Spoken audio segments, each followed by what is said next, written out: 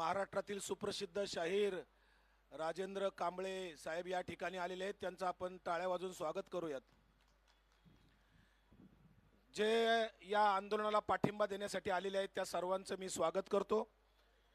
उभे राहिलेल्या कार्यकर्त्यांना विनंती आहे, आपण खाली बसण्याची व्यवस्था केलेली आहे। साऊंड सिस्टीम जरा पुढचा आवाज थोडा आवाज गेला पाहिजे, तिकडे पंढरपूरला आवाज पोहोचला पाहिजे, चौकात आवाज गेला पाहिजे। आपलं गुपचूप आंदोलन चालू नाहीये। महाराष्ट्रातल्या तमाम शेतकऱ्यांना जाग करण्यासाठी, सरकारला जाग करण्यासाठी इथं अन्नत्याग सुरू आहे।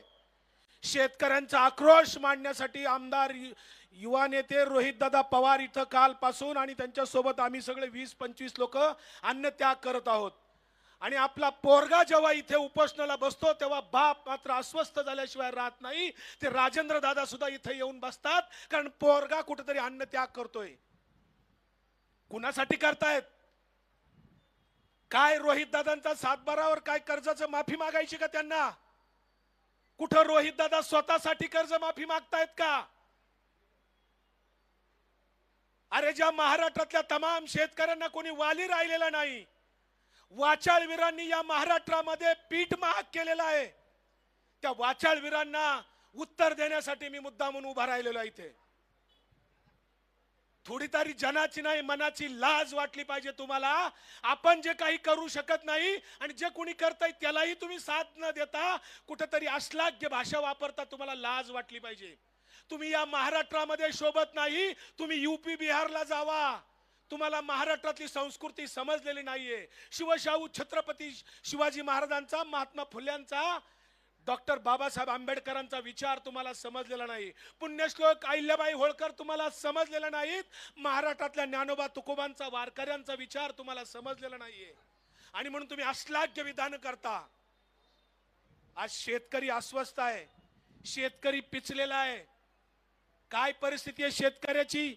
आज त्याच्या घरी पाऊस कुठं होतोय ना होतोय, शिक्षणाचा खर्च आहे, आरोग्याचा खर्च आहे, काही ना काही घरामध्ये प्रॉब्लेम्स आहेत, आणि शेतकऱ्याने कुठेतरी फसवी कर्जमाफी देण्याचा प्रयत्न जो सरकारने चालवलाय त्याच्यामध्ये जाचकाठी घातल्या। काय रोहित दादा मागतायत? रोहित दादा म्हणतायत त्या नियमाटी काढून टाका। खरंच तुम्हाला जर कर्जमाफी करायची ना तर नियमाटी लावल्याच कशाला? अंतकरणापासून जर शेतकऱ्यांच्या प्रती तुमची काही इमानदारी असेल, काळ्या आईशी जर तुम्हाला खरंच इमान राखायचं असेल तर विनाट कर्जमाफी करून द्या। अरे जशी शरद पवार साहेबांनी 72,000 कोटीची कर्जमाफी केली होती ना, कुठेही नियम अटी लावल्या नव्हत्या, कुठेही लाईनीत उभं राहायला लावलं नव्हतं, कुठं फॉर्म भरायला लावला नव्हता, सरसकट कर्जमाफी दिली होती। आणि आता तुम्ही कुठेतरी इलेक्शन मध्ये तुम्ही शेतकऱ्यांना आश्वासनं दिली होती की आम्ही 7/12 कोरा करू।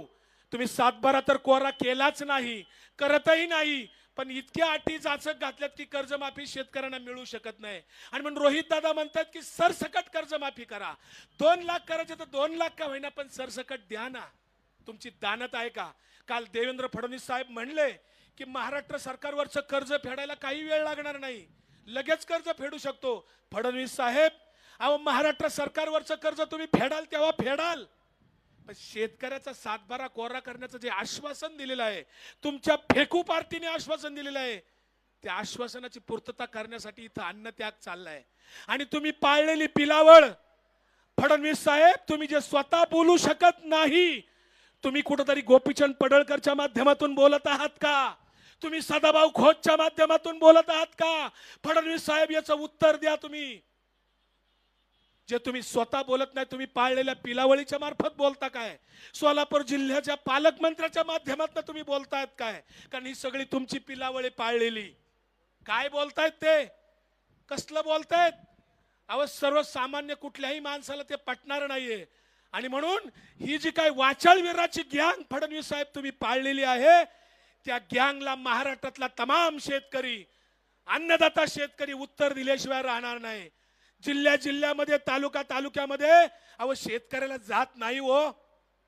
फडणवीस साहेब तुम्ही माणसं माणसात ठेवली नाहीत, ओबीसींना सांगितलं मराठा तुमचा शत्रू आहे, मराठ्यांना सांगितलं ओबीसी तुमचा शत्रू आहे, हिंदूंना सांगितलं धर्म खतरे में, मुस्लिम शत्रू दाखवला, मुस्लिमांना सांगितलं हिंदू खतरे में नाही, मुस्लिम खतरे में, हिंदू तुमचा शत्रू आहे. धर्मात भांडणं लावली, जातीत भांडणं लावली, एक जात शिल्लक ठेवली नाही की त्या जातीचे राष्ट्रपुरुष तुम्ही वाटून घेतले नाहीत, संत पुरुष वाटून घेतले, महापुरुष वाटून घेतले. अहो शेतकऱ्याला जात नाही हो, शेतकऱ्याची जात फक्त शेतकरी जात आहे. महाराष्ट्रातल्या आणि देशातल्या कुठल्याही शेतकऱ्याला विचारा तुझी जात कोणची, तेव्हा तो शेतकरी म्हणतो शेती पिकवणं, शेती ही आमची जात आहे, शेतकरी ही आमची जात आहे.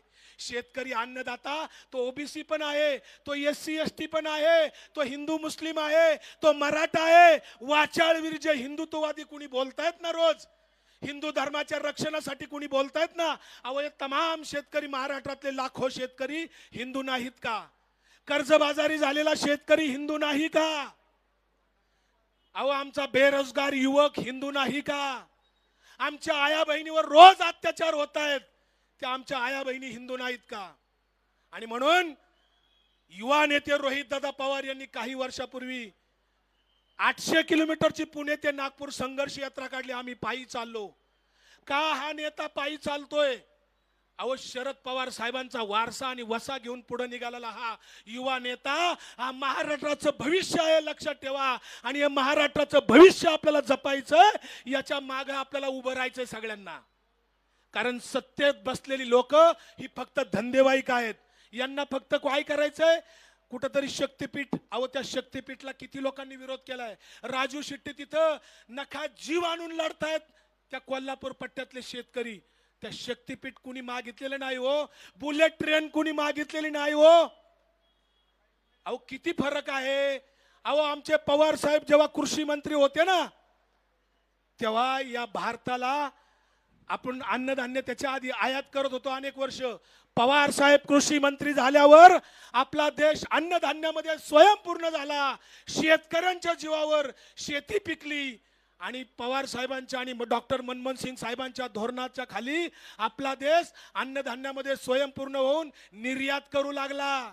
कांदा निर्यात होत होता, फळं निर्यात होत होती. अहो या चौकामध्ये भारताच्या कुठल्याही चौकात जा, जी काही फळं दिसतात ना आपल्याला, सफरचंद दिसतं, चिक्कू दिसती, द्राक्ष दिसतात, सीताफळ दिसतं, केळी दिसतात.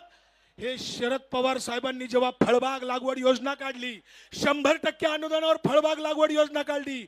अहो रोपं लावायची पैसे घ्या, खड्डे खाणायचे पैसे घ्या, ड्रीप करायचे पैसे घ्या, शेतीपूरक व्यवसाय काढले पवार साहेबांनी, म्हणून शेतकरी जिवंत राहिला हो.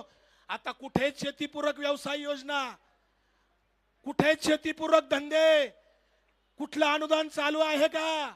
शेतकरी जर जगणार नसेल तर जगणार कसे आपण? खाणार काय? कॉम्प्युटर खाणार का? लोखंड खाणार का? पवार साहेब मुख्यमंत्री असताना किंवा कृषी मंत्री असताना त्यांनी जी धोरणं राबवली, ही धोरणं त्यांनी आता नाहीसे करायचे चालवले. शेतकऱ्यांना तुम्ही बघा, खताच्या किमती किती वाढवल्यात. खत परवडतंय का? उत्पादन खर्च 4 पटीने वाढलाय. देशाचे प्रधानमंत्री नरेंद्र मोदींनी सांगितलं होतं की तुमचं शेतीचं उत्पन्न दुप्पट करू. कुठं? दिल्लीत बसून. मला इथं बसलेल्या शेतकऱ्यांना प्रश्न विचारायचा आहे, तुमचं कोणाचं शेतीचं उत्पन्न दुप्पट झालं का? शेतीचं उत्पन्न दुप्पट करू, उलट अर्धेव आलं. शेतीचं उत्पन्न दुप्पट झालं नाही, पण शेतीचा उत्पादन खर्च मात्र दुप्पट झाला, तिप्पट झाला, 4पट झाला आत्ताच्या काळामध्ये. अहो पेट्रोल डिझेलचे बाजार काय होते 13-14 साली, डॉक्टर मनमोहन सिंग साहेब होते तेव्हा पेट्रोल डिझेलचं कच्च्या बॅरलच्या किमती ज्या होत्या त्याच आज आहेत. पण आता पेट्रोल गेलं 100-125 वर पार पुढे, डिझेल गेलं पुढे 100च्या. अहो ते 150 जाणार आहे थोड्या दिवसामध्ये. विजेचे बाजार वाढले, लाईट बिल आता लाईटच मिळत नाही.